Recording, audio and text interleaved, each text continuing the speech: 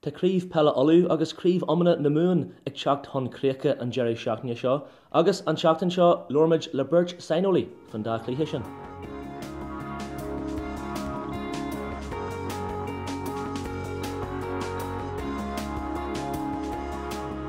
A bhrandan Chluiche Ceannais Peile Uladh ar siúil Jadóní seo Mumhan agus Tyrone.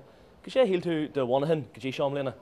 Tá Mumhan an orna tá a bhform faoi láthair tá sé Johnny go maiid tá sé ag géirí níos leidir de réir mar héan an cumart a ré. Ribh seo bhí daine ará faúda Mumhan gurú siad gur cinneal stíl dúilteach stíl cinneal cosintach a bhí anlaich ach am léana tal feagal go siad a gáil an tosaí a bhád níos ciste ar mé leis an léthróid tá níos mú smachtar an léthróid mar hápla a níadan ardwatha scroll siad chéan hachtí sílam agus níadan fermánach scroll siad náid fi chéan so tá sin na feagal gáil siad a gáil an tosaí a bhád níos ciste agus a bhád níos tabla inis agus tá bhád níos mú smachtar ar an léthróid daoine cos le Freeman agus daoine mar sinna gimmert go maiid faoi láthair agus tá cuma go bhfuil smacht omlan ag mac an aine am léana ar an aran. Ach níl críomh Uladh buirte ag Mumhan ó bhí níide ag 8 a 8 agus ar náide tá an taithí ar fad ag Tyrone? Well, sin an rud.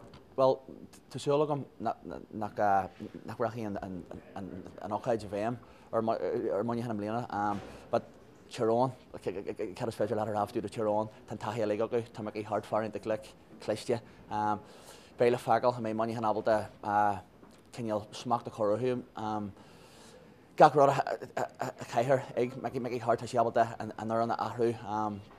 Tá sé fearhhaid hí daoine gortaithe cos le Mickey O'Neill, McGuigan ús daoine mar sin ach tá me hard go fáil abalta iad a dhéanú rudí a hontu agus an sin bíon an buach a gcónaí.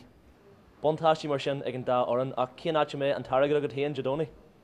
Well, tá chríar a Mumhan mar geall ar seán céadú a blianta tá siad an sin ach tá chléigean ar ábéid a Tyrone.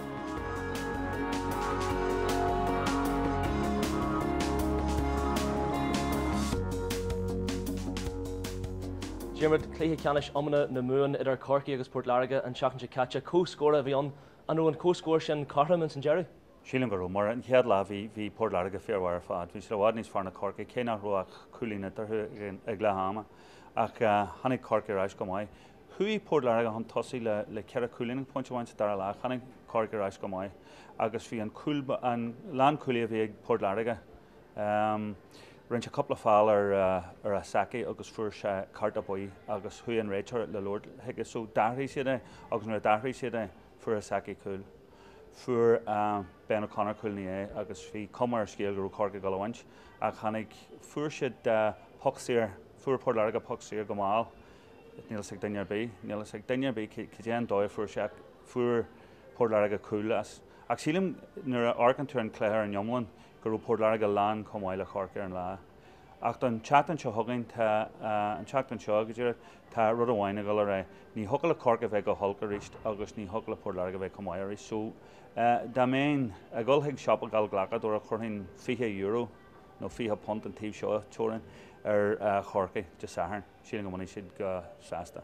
Well, tá le agsúil go mé Chluiche don Sky an agus tásúla cinn fásta nach mé críoch có conspateach leis is a bhí a Chluiche Ceannais Peile Uladh an teachtain caite? Sílim gur an rud scainnealach. Baléir ó ahan daine gur an cool sin míad lethach agus baléir sin an tíar chuir siad sin an rud a contrailte le rugby a Parc a Crocaigh nó fuair a ganne údún sin. Ní coolla bhí an ach úd rugby a bhí an sin a fuair sé agus tugu cadón ag tan loch go thomlan ar an réitear, tháinig an réitear isteach. Níor leor sé le daine ar bí leis na muir, just dúirt sé le muir amháin chur an brata an airde rud ar inse. Níor phléis sé an rud le agus baléir an sin dúirt sé gurú sé go thuirt sé cic éirice den bhí rud a bhí contrailte fásta. Sílim hen gur an bhí go dúiltí siad a hammart ach sílim hen go gaian tí an ardcóla go isteach rud ag an anna fiúta seo.